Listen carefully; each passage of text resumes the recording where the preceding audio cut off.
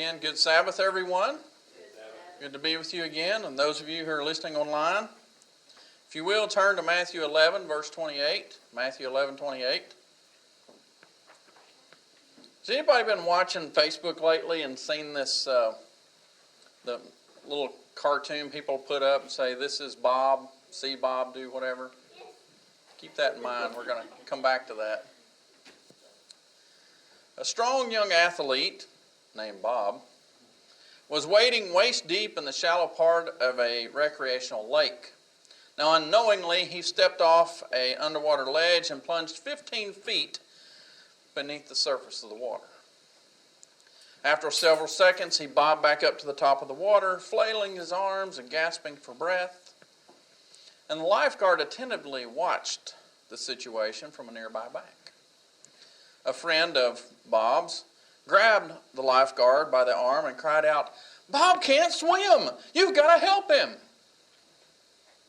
The lifeguard remained unmoved as Bob continued kicking and splashing wildly.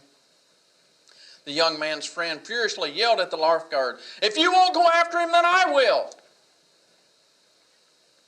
Calmly but firmly, the lifeguard said, "No, no one can help him yet. I'll help him when he's ready for my help." After a couple more minutes, Bob stopped his struggles, and as his body became limp, the lifeguard suddenly dove into the water, swam out to the young man, and brought him to shore for a successful rescue. Later, Bob's friend went to the lifeguard and said, "Why did you wait so long to help my friend Bob?" The lifeguard responded, "As long as Bob was trying to save himself, there was nothing I could do for him. If I had swam out to him, he would have grabbed me and pulled him under with him. Only when he was weak and exhausted and given up trying was I able to save him." This story of struggle and exhaustion before deliverance is not only a lesson for lifeguards, but it's a powerful revelation of what often occurs in our own spiritual journey, isn't it? Some of you today may feel spiritually exhausted, worn out, weary of trying to please God through your own efforts. And if that's you, Jesus has some great news for you. If you're weary and worn out, turn to Matthew 11:28, where he says, "Come to me, all who labor and are heavy laden, and I will give you rest." You see, today I'd like to continue in our series on the commandments of Jesus by looking at Jesus' command here in Matthew 11 and verse 28, to come to him. So the first thing we can see is that Christ is calling us to come to him. But we have to stop and ask, just exactly who is he calling? Did he say, "Come to me, everyone"? No, he's very specific in who he's calling. Now, at the time, he was speaking to a crowd that was probably primarily Jews. And Jesus saw the burdens put on his people by the Pharisees and Sadducees through legalism. He saw the toll it took on what God had intended to be a walk of joy and peace with him, that instead was one of strain and weariness and just boring service that just sucked the life out of them.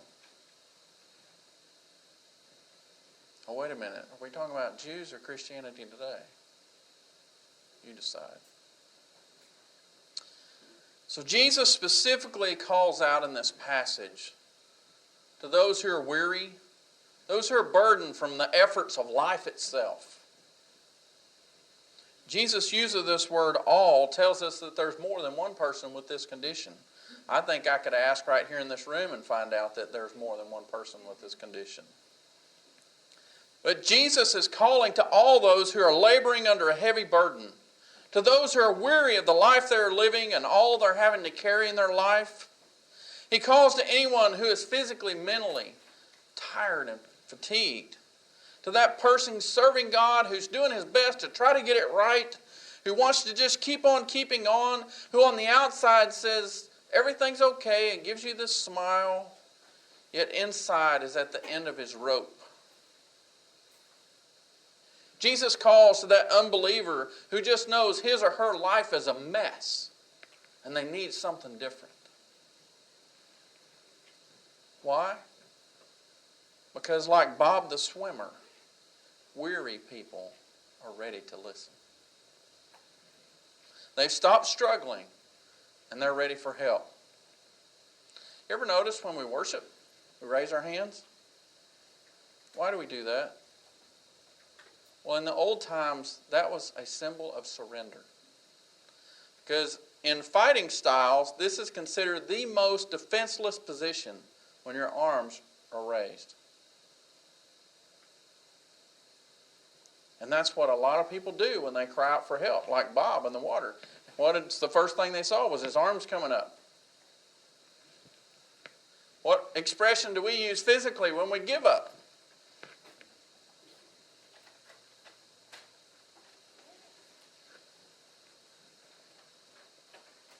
Jesus speaks to those who are heavy laden, those with great worry or stress that they're carrying around, being weighed down by it, those oppressed and overloaded. Some so concerned about getting it right for God that they're weighed down with the guilt and shame of all the failures that they don't live up to the standard that they know that they have been asked to do. And then there's those on the other side of the spectrum who are so unconcerned about getting it right, and I'm still talking about those who are following God, but those who are so unconcerned about getting it right with God that they're burdened down with the sin and the pleasures of this life that they can't even breathe. Oh, they call themselves Christians. But because of their refusal to deny themselves and take up their cross, sin has weighed them down again. It's like I've said in sermons past. When we're saved, it's like the shackles of sin, the chains of sin have been broken and torn off of us. And like crazy fools, because it feels so comfortable, we reach down and pick them up and put them back on. Jesus is calling to those people. All you are burdened and weighed down.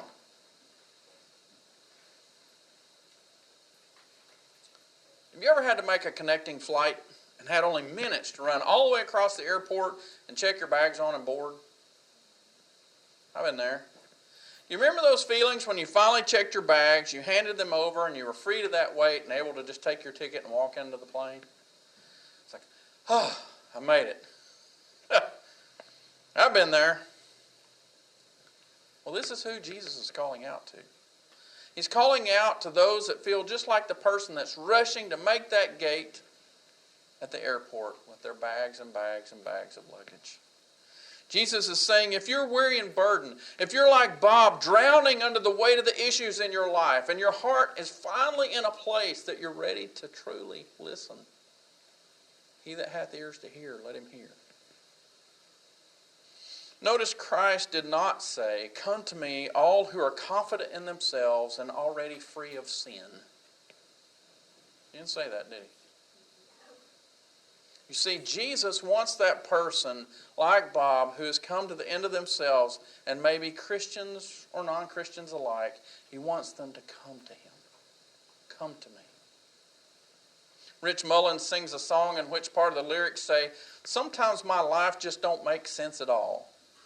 The mountain seems so big and my faith seems so small. Hold me, Jesus, I'm shaken like a leaf. You have been my King of glory. Won't you be my Prince of Peace?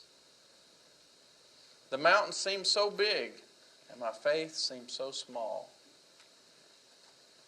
I imagine many of you have been in similar circumstances, drained from all that life has thrown your way and still facing mountains that seem too big to climb. Well, how do you deal with the mountains looming in front of you? Many times we rely on what some people call bumper sticker theology. Bumper sticker theology. I mean, those cute little sayings that would fit right on a bumper sticker like, well, life isn't a bed of roses. Time heals all wounds.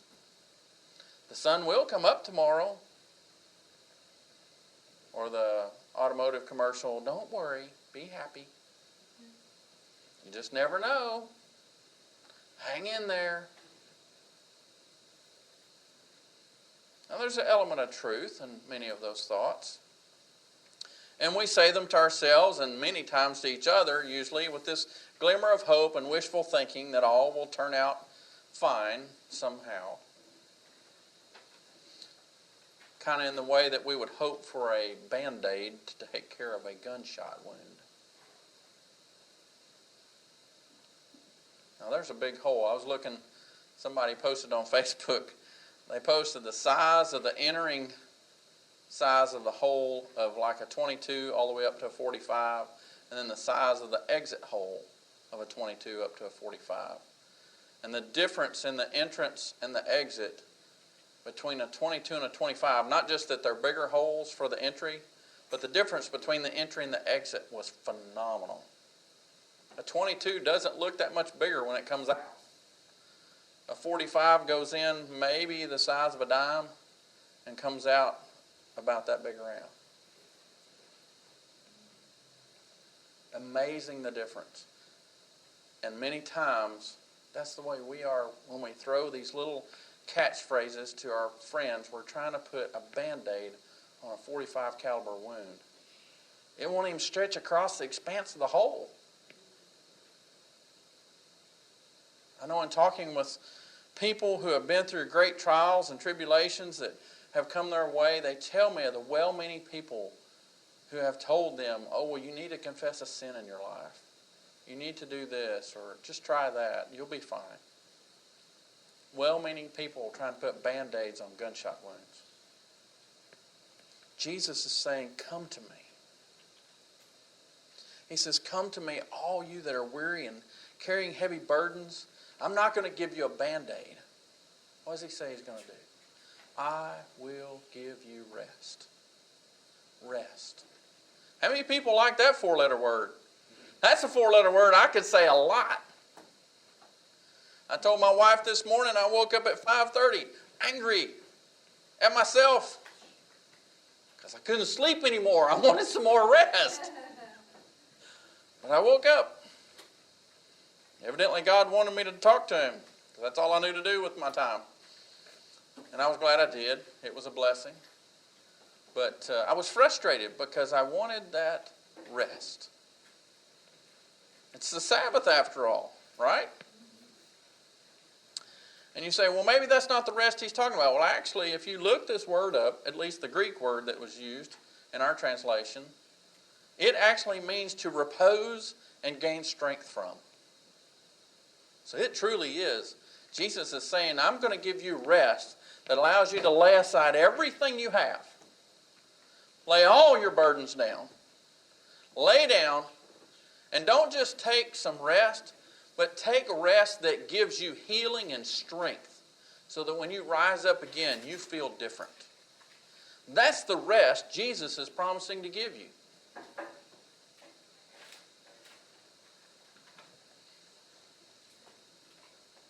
He extended this invitation to those who were exhausted.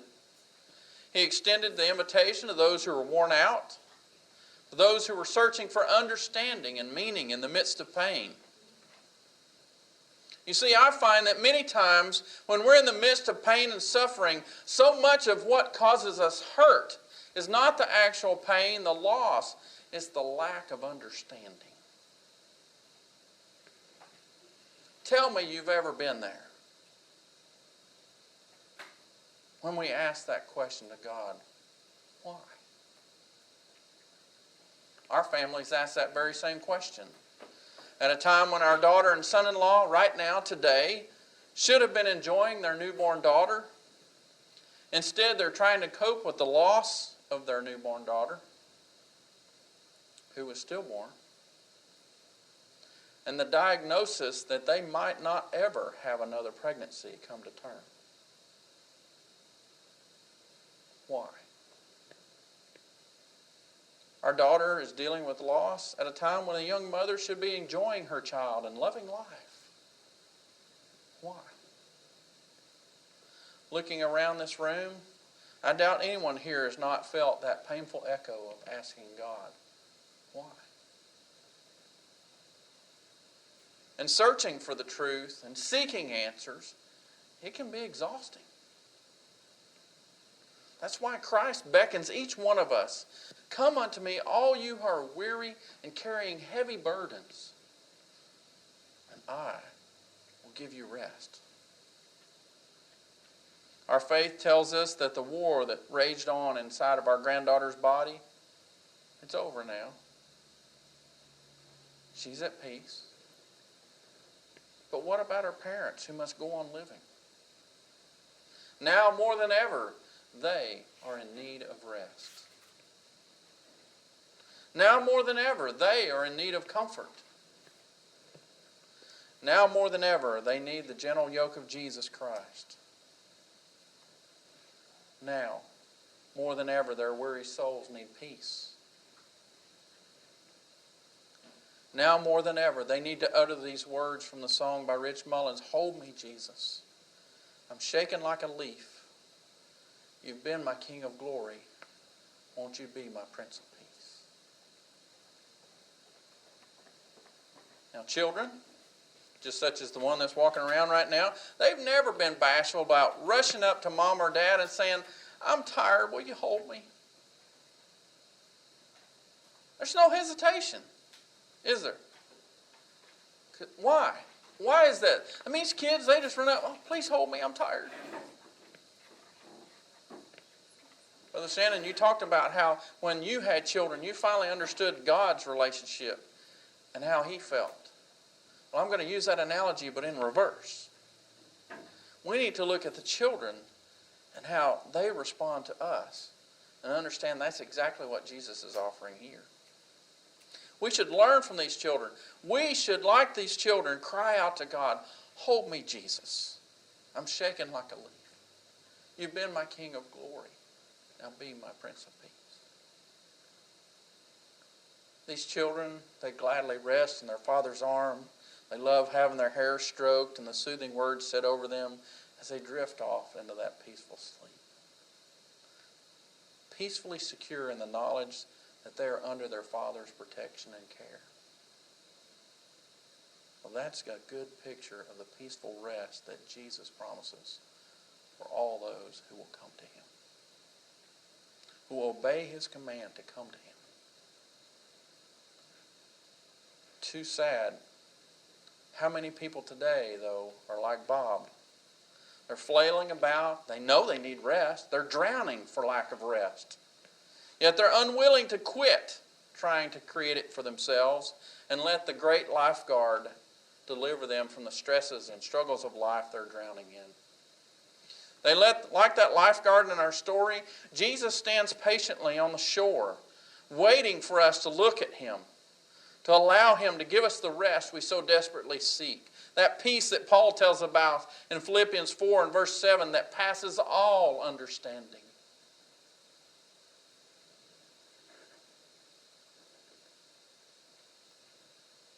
Sadly, too many today keep trying to climb the mountains of life on their own. What about you? What mountain are you staring at?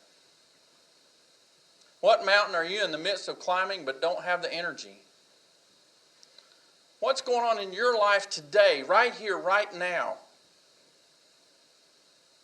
where you need to sit down and say, "Hold me, Jesus. I'm shaking like a leaf. You've been the King of glory. Won't you be my Prince of Peace?" Jesus is calling out to you today. And like that little thing on Facebook, He's saying, don't be like Bob. Don't be like Bob. Come to Him. Come to Him and He will give you rest. Won't you obey His command to come and lay your burdens down? To stop climbing the mountains or swimming against the tide of this world and all of its cares? Come to Jesus and He will give you rest. As you go throughout this week, think of one mountain in your life that you can give to Jesus. One burden you can come to Him with and lay on His altar instead of carrying it alone. Come to Jesus and let Him give you rest. Amen.